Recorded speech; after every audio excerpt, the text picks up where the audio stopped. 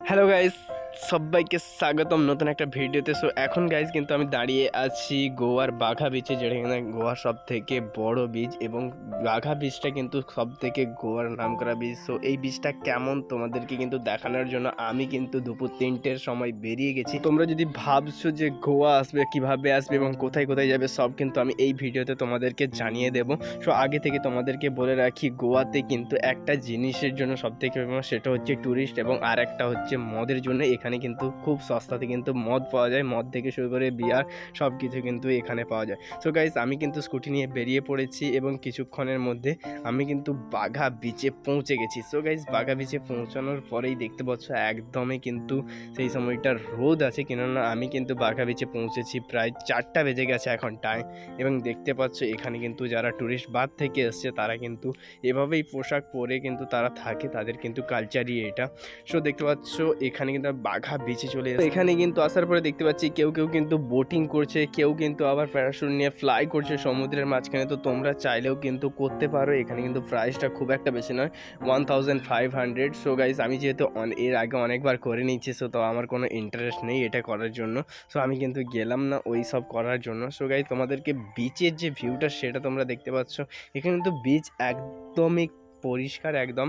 And এখানে কিন্তু বেশিরভাগ ফরেনাররাই আসে, এবং এখানে কিন্তু তুমি যেটা সস্তা পাবে সেটা হচ্ছে বিয়ার। সো একটা বিয়ার নিয়ে তুমি কিন্তু ইজিলি চিল করতে পারো সমুদ্রের পাড়ে। তো গাইজ, তোমাদেরকে গোয়া আসার রাইট টাইমটা বলে দিই। সো গাইজ, তোমরা কিন্তু গোয়া আসতে পারো অক্টোবরের শেষের থেকে মার্চ অবধি, কেননা এই সময়টা কিন্তু স্বাভাবিকভাবে একটু ঠান্ডা থাকে। কিন্তু গোয়াতে কিন্তু ঠিক অপোজিট, এখানে কিন্তু শুধুমাত্র খুব একটা যে বেশি ঠান্ডা থাকে সেটা কিন্তু থাকে না। এখানে কিন্তু সকালটাই একটু ঠান্ডা থাকে এবং রাত্রের দিকে কিন্তু ঠান্ডা থাকে, কিন্তু দিনের যে বেলাটা এই সময়টা কিন্তু টেম্পারেচারটা একদমই খুব একটা বেশি ঠান্ডা থাকে না, খুব একটা বেশি গরম থাকে না। সো ওয়েদারটা কিন্তু ভালো থাকে। তো এই জন্যই কিন্তু এই সময়টা গোয়াতে একটা বলতে পারো ফেস্টিভ্যালের মতোই চলতে থাকে। সবাই কিন্তু আসে, এবং যত ফরেনাররাও কিন্তু তারা কিন্তু ঠিক এই সময়টাই আসে, কেননা বাইরের দেশে কিন্তু সবসময়ই ঠান্ডা থাকে, তো গোয়াতে কিন্তু এই সময়টা খুব একটা বেশি ঠান্ডা থাকে না। তো ওরা কিন্তু এসব উপভোগ করার জন্য আসে। এবং তুমি যদি এখানে বিচ সাইডে দেখো, তো বিচ সাইডে তুমি কিন্তু এখানে সব দোকান পেয়ে যাবে। তো এখানে কিন্তু বেসিক্যালি শেক, বিয়ার এবং খাওয়ার দোকান কিন্তু তোমরা পেয়ে যাবে। এবং আমি তোমাদেরকে একটা ভালো জিনিস সাজেস্ট করছি, তোমরা কিন্তু যদি চাও এখান থেকে কিন্তু অ্যাভয়েড করতে পারো, কেননা এখানে আমি দেখেছিলাম মেনুটা, এখানে কিন্তু প্রাইসটা অনেকটাই বেশি, কেননা বুঝতেই পেরেছো ট্যুরিস্ট পারপাস। তো অবভিয়াসলি তাদের কিন্তু এই মাসে কিন্তু পয়সার ইনকাম করতে হয়।